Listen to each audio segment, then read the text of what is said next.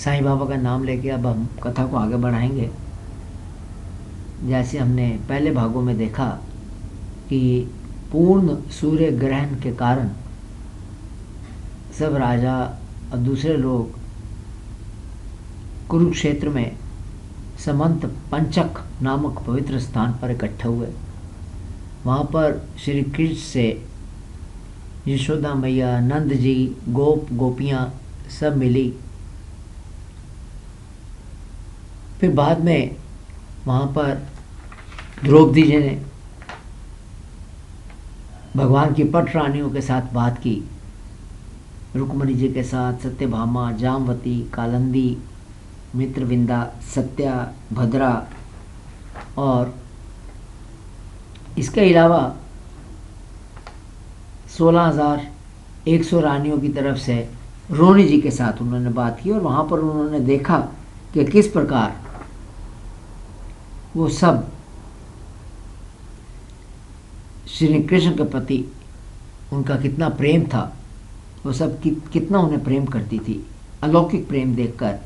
तब ये सब देखकर तो द्रौपदी, गंधारी, कुंती, सुभद्रा, ये सब एकदम से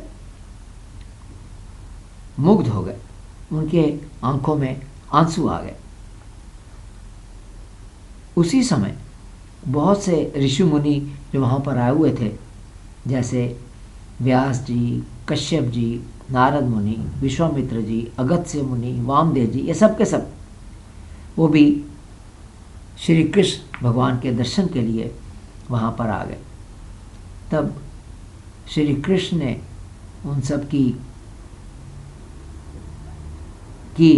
श्री कृष्ण ने और बलराम जी ने उन सब का स्वागत किया। और फिर श्री कृष्ण ने उनकी पूजा की तथा कहा कि ऋषियों से कहा कि आपके दुर्लभ दर्शन हमें प्राप्त हुए, ये हमारा सौभाग्य है।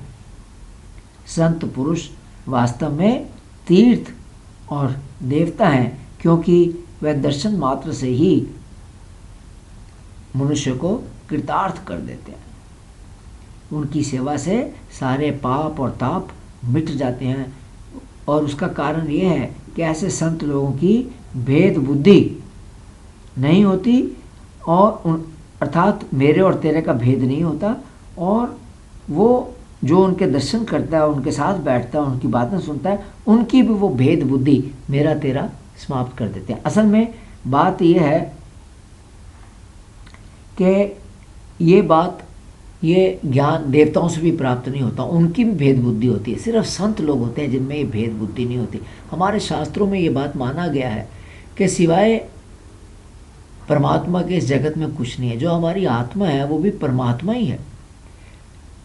और असल में जब सृष्टि की रचना होती है तब उस वक़्त ये जो परमात्मा की चेतन शक्ति है वो संकल्प करती है अपने को, और उसी संकल्प के अनुसार अपने को देखने लगती है। कोई कहेगा मैं मनुष्य हूँ, कोई स्त्री है, कोई राजा है, कोई जानवर, ऐसे। और वो फिर अपने में और परमात्मा में भेद, वो सोचती है कि मैं अलग हूँ, परमात्मा अलग है, ये भेद हो जाता है। और फिर जैसे जैसे ज्ञान बढ़ता है वो आपस में भी भेद होने लगता है। ये अलग है, ये मेरा भाई है, ये मेरा दोस्त है, ये मेरा पड़ोसी है, ये इसको मैं जानता नहीं, इस प्रकार, या ये कुत्ता है, ये बिल्ली, ये भेद दृष्टि बढ़ती जाती है। जैसे जैसे अहंकार बढ़ता जाता है वैसे वैसे भेद दृष्टि बढ़ती जाती है, और फिर हम वैसे वैसे अविद्या में फंसते जाते हैं। तो जो संत लोग होते हैं उनमें ये भेद दृष्टि नहीं होती, वो हर किसी में एक परमात्मा ही देखते हैं। और ये बात नोट करने की है, ये देखने की है कि देवताओं में ऐसा नहीं होता, ये खाली संतों में ही होता है। ये संतों की खास बात है, ये विशेषता उनकी। देवताओं से भेद बढ़ते हैं, सिर्फ संत हैं जो उस भेद दृष्टि को ख़त्म करते हैं और हमें सही रास्ते पर ले जाते हैं। वो हमारा ज्ञान दूर करते हैं, विद्या दूर करते हैं, और ये हमें समझाते हैं कि हम शरीर नहीं हैं, हम आत्मा हैं। देह अभिमान को समाप्त करते हैं, मेरा तेरा समाप्त करते हैं, और फिर सही रास्ते पर चलकर अंततः परमात्मा को प्राप्त करने में मदद करते हैं। तो श्री कृष्ण कहते हैं कि जो पुरुष शरीर को आत्मा मानता है, हम शरीर आत्मा नहीं, आत्मा अलग है, शरीर अलग है, इन दोनों में कोई संबंध नहीं है। लेकिन अज्ञानता के कारण हम शरीर को आत्मा मानते हैं और स्त्री को पुत्र को, धन को वगैरह, इन सब को अपना मानते हैं और मिट्टी, पत्थर, लकड़ी को ही इष्ट देव मानते हैं, तो जल को ही तीर्थ समझता है, परंतु ज्ञानी महापुरुषों को नहीं मानता। वो सोचता है तीर्थ जाना है तो हरिद्वार चले जाइए, तीर्थ हो गया, कुंभ में चले जाइए, तीर्थ हो गया, वो सब ठीक है, लेकिन श्री कृष्ण भगवान क्या कहते हैं कि अगर तो आप जल को ही तीर्थ समझेंगे, अगर मिट्टी और पत्थर और लकड़ी को ही अपना इष्ट देव मानेंगे, परंतु ज्ञानी महापुरुषों को नहीं मानेंगे, तब वह मनुष्य होने पर भी क्या कहते हैं श्री कृष्ण भगवान, पशुओं की से नीच गधा ही है। पशुओं में सबसे नीच गधा माना गया है। तो कहते हैं जो ज्ञानियों को, संतों को, साधुओं को इष्ट देव नहीं मानता, परंतु वो पत्थर लकड़ी को मानता है, पानी को मानता है, वो बहुत मूर्ख है, बहुत गधा है, वो गधे जैसी उसमें उसकी कैटेगरी। तो ये बात बहुत इम्पॉर्टेंट है, बहुत महत्वपूर्ण है कि हम शरीर नहीं है, हम आत्मा है, और आत्मा सबका एक है, परमात्मा के टुकड़े नहीं हो सकते। परमात्मा इतना सूक्ष्म, ऐसा नहीं हो सकता कि एक टुकड़ा किसी में चला गया, एक टुकड़ा किसी में चला गया, सब टुकड़े अलग अलग, ऐसा नहीं है, सब एक ही परमात्मा है। अज्ञान के कारण ये भेद दिखाई देता है, और उसकी वजह से हम और भी वासनाओं में पड़कर फंस जाते हैं और जीवन मरण के चक्कर में पड़े रहते हैं। तो ये हमारी बुद्धि को ठीक कौन करता है? संत लोग ही कर सकते हैं। ये श्री कृष्ण भगवान संतों को कहते हैं। ये सुनकर ऋषि मुनि बोले, ऋषि कहने लगे, आपकी माया से हम सब मोहित हो रहे हैं। आप स्वयं भगवान होने पर भी मनुष्य जैसा काम कर अपने को छुपाए रखते हैं। यही बात है, खास बात। आप जितने बड़े होते हैं उतने ही आप अपने को साधारण व्यक्ति की तरह, आपको तभी आप बड़े हैं अगर आप अपने को साधारण व्यक्ति की तरह ही प्रेजेंट करें, वैसे ही अपना बिहेव करें, वैसे ही अपने को दिखाएं। आप एक होने पर भी अनेक रूप धारण कर लेते हैं, तो एक ही चीज़ है, रूप अलग अलग है, एक चीज़ एक ही है। एक रूप होने पर भी अनेक अनेक रूप धारण कर लेते हैं, एक होने पर भी अनेक अनेक रूप धारण कर लेते हैं, और चेष्टाहीन होने पर भी जगत की रचना करते हैं, जगत की रक्षा करते हैं, जगत का संहार करते हैं।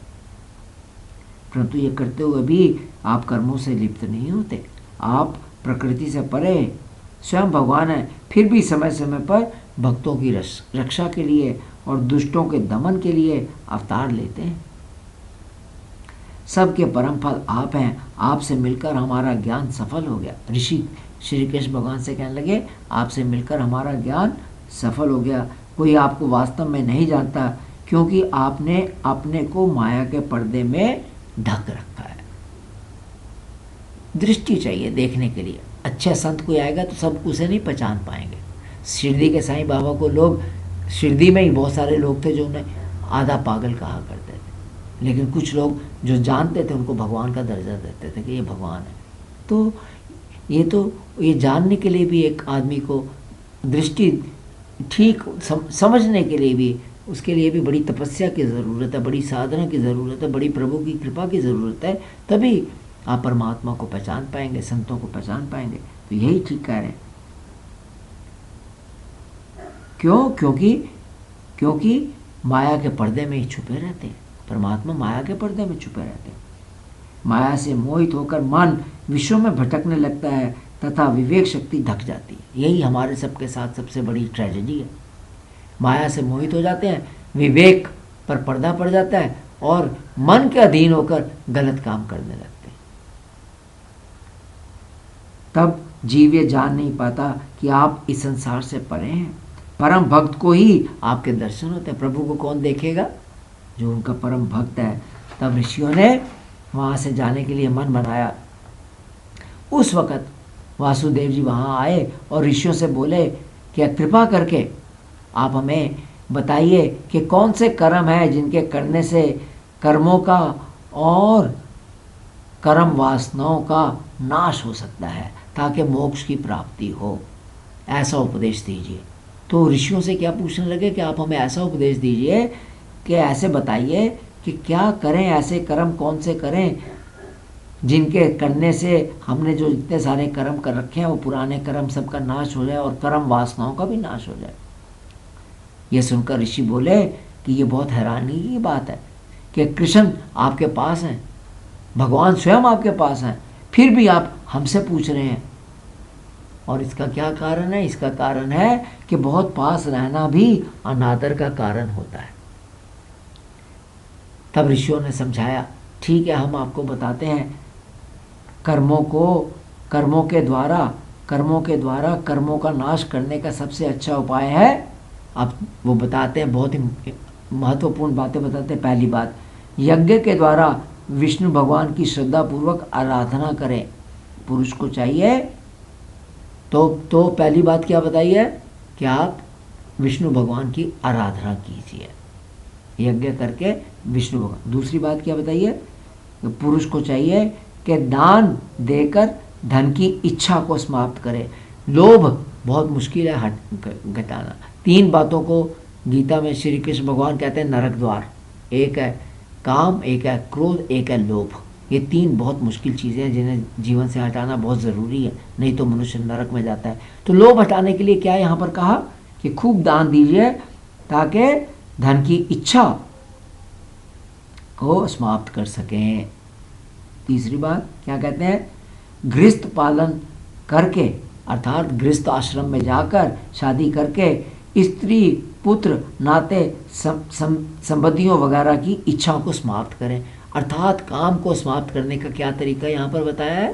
काम को समाप्त करने का बताया है कि आप गृहस्थ आश्रम में प्रवेश कीजिए, तो आपकी जो इच्छाएं हैं पत्नी के बारे में, पुत्र के बारे में, धन के बारे में, वो सब उससे आप नाते संबंधियों के बारे में वो सब समाप्त हो सकती हैं। चौथी बात बताते हैं कि विवेक जागृत करके। ये कैसे विवेक जागृत करना है? काल तो स्वर्ग के भोगों को भी नष्ट कर देता है। इस सोच द्वारा संसार की इच्छाओं का त्याग करें। अर्थात विवेक के द्वारा ये समझिए कि ये भोग वासनाएं, विषय, इच्छाएं ये बेकार हैं, ये सत्य नहीं है, ये असत्य है। तो विवेक के द्वारा इस सोच के साथ कि काल सबको नाश कर देता है, इनके पीछे जाने का क्या मतलब है, इकट्ठा करने का क्या मतलब है, इच्छाओं को क्यों अपने मन के अंदर इकट्ठा करना, तो उस सब को नाश कर दीजिए। विवेक पैदा करके कि जगत असत्य है, जगत के विषयों को अपने मन से हटाइए। इस प्रकार से इच्छाओं का त्याग कीजिए।